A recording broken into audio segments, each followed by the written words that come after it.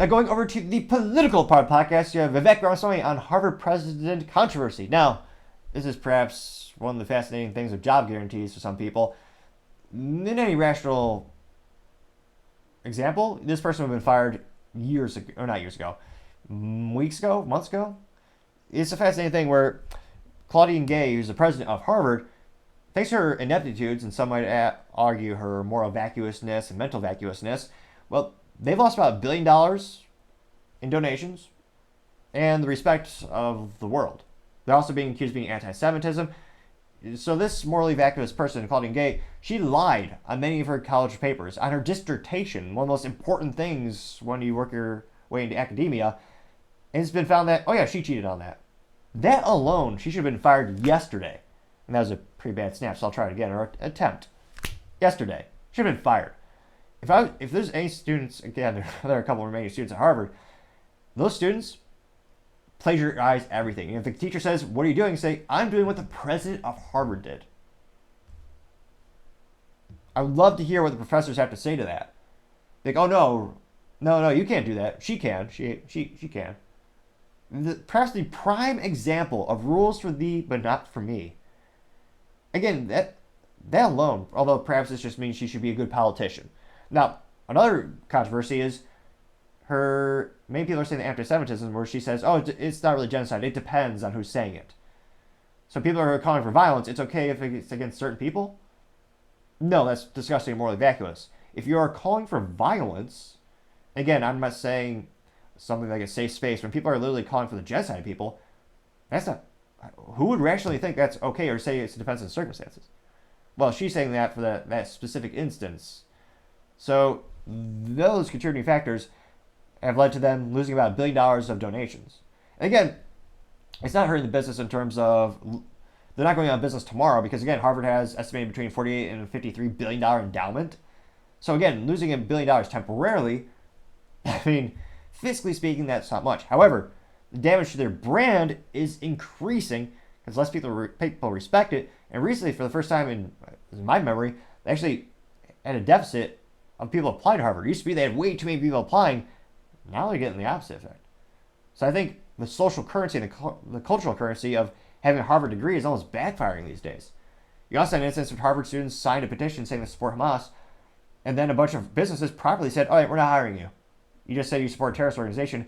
And the more hilarious or perhaps inept thing that happened next is a lot of people saying, oh no, you should hire the students. They're claiming they didn't know what they signed. What's worse? So, again, let me know in the comments. These Harvard students being morally vacuous or mentally vacuous? Because if they're claiming they signed a contract without reading it, I would never hire them on that alone. They're supposed to be the smartest people on the planet. And yet, they're claiming they didn't read something they signed, which, again, no business would ever hire you. I mean, sometimes it might take hours or weeks to properly comprehend, read a legal document, but you have to, especially if it's a business. I mean, that's what they're going to school for. So a lot of people, their respect for Harvard just disintegrated. Now, Vivek called this out a couple days ago. It went viral as a youth might say, gained 1 million views. And Vivek specifically said, quote, Claudine Gay presents the same problem for Harvard as Kamala Harris presents for the Democrats. When affirmative action is your basis for hiring, firing becomes impossible. Most Harvard alums know it. They're just afraid to say it. But to fix the problem, you have to name it first, unquote. And again, not only did it get 1 million views, it also got 29,000 likes. So as youth might say, it went viral to say the least. Excuse me. Now, going over to the comments section, I suspect there'll be overwhelmingly support because, again, I can't think of many people who are saying, oh yeah, she should still have her job. When again, she's lost the company, or in this case the university, $1 billion.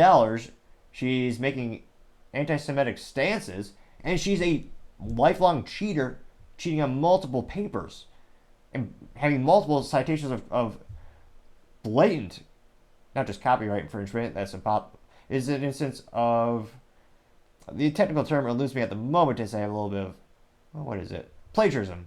Jeez Louise.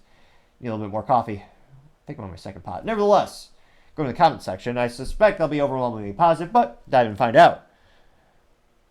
Someone by the name of Polite No More says, quote, the reality is there are brilliant people of every race and gender. Diverse hiring is offensive. It pulls out the people who are incapable of doing the job, unquote. 375 likes for that first statement. JT Halligan says, quote, don't leave out Karine Jean-Pierre or Admiral Levine, unquote, getting 202 likes, which, yeah, it is, I believe it is technically illegal what a lot of these politicians are doing, where they say they're going to hire someone specifically on their race and gender. That doesn't seem equal. It's also not prudent because, again, if you want the best man for the job, you want every single resume possible. You want the largest sample size. By going out from the get-go saying, hey, I want to hire specifically based on these things that people can't control, not only is that morally vacuous, I believe, but the sample size is going from the whole market of applicants to a very small segment. So the odds that you're going to get the best are decreased just based on mathematics alone. Now, Kevin Butcher says, quote, the entire woke capital needs to be dismantled at every level, unquote. Got 242 likes. Government X is corrupt says, quote, they should replace Claudine Gay with an even more powerful female figure. Dylan Mulvaney, denying her that right is literally trans terrorism, unquote.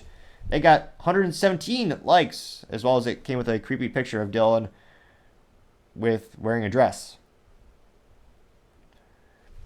David Moosman said, quote, hiring by skin color is not much different than by family name, etc. Getting 88 likes. Interesting take. I'd say it's different in terms of family legacy, and if you have a family member, you know, presumably you know them better than any one other person. You could argue you know their track record a little bit more. Perhaps he's specifically referring to nepotism, where there are instances where someone will hire a family member who is just clearly inept, but they'll hire him just because they're a family member. Perhaps this is what is he implying?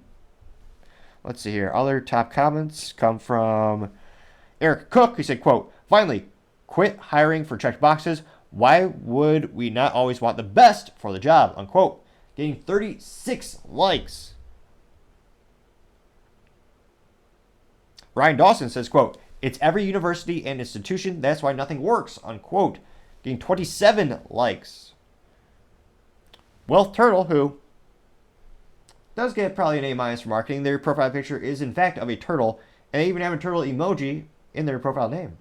So this, although I don't think turtles can type. So nevertheless, this alleged Wealth Turtle says, quote, affirmative action hires don't work, unquote. Getting 74 likes. Now, actually, that'd be fascinating to see a statistical breakdown of the success rates. If you look at the groups of people who are hired based on affirmative action versus the ones that were not, is that success rate in fact less overall, or do you have an equal number of inept employees in both scenarios?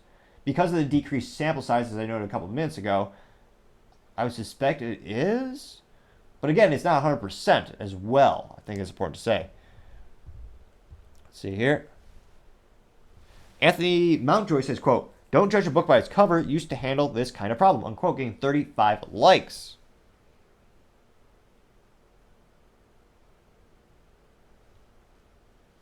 Do one more.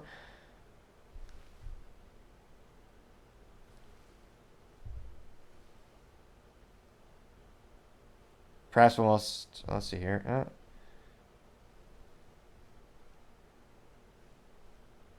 Trying to find one more.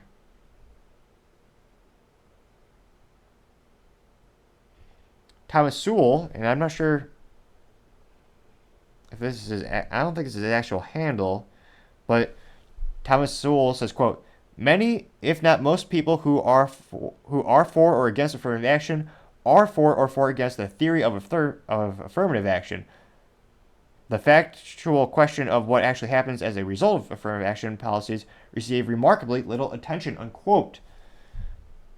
And again, I'm not sure if this is him actually posting, but this does appear to be a quote from Thomas Sewell that got 60 likes. Again, it'll be fascinating to see. I mean, the university said, let's see. A lot of people saying, the university is going to stand by her, and given the political climate, I don't think she'll be fired. I mean, she's got the job security because again, they have 50 plus billion dollars left in their endowment. They got plenty of cash to ride out darn near any storm.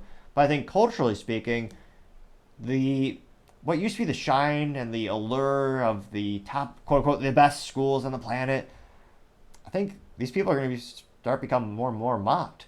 Whereas someone comes up and says they have a Harvard degree, you're just going to laugh at them and be like, "Oh, what do you learn? Gender studies? Like, what do you do? What do you know? Do you know how to read a contract before signing?" I mean, I can't help but think that's going to start shifting more and more. And I think there's also a shift in overall kind of generally culture of the United States where the value of a college degree is just becoming less and less. And anecdotally speaking, I can't help but notice some of the most successful people I've ever interviewed on my podcast and that I've met in life, they don't even have a high school degree. They just are entrepreneurs who hustled like hell and worked like hell. And they've been overwhelmingly successful. But let me know in the comments, do you think she'll ever be fired? Or do you think, no, she'll probably get a raise and she will just have unparalleled job security? I'd be fascinated to hear what you have to say. Again, thank you everyone for taking the time to tune in. Try to get to 4,000 subscribers by the end of December. So if you click that button, I greatly appreciate it. Also, leaving a comment is a great way to give me some additional feedback and how I can make the show better and better. Lastly, don't forget to take time to tell your family, tell your friends, tell your coworkers, heck, tell your enemies, tell anyone and everyone. Just stay safe, fight the good fight.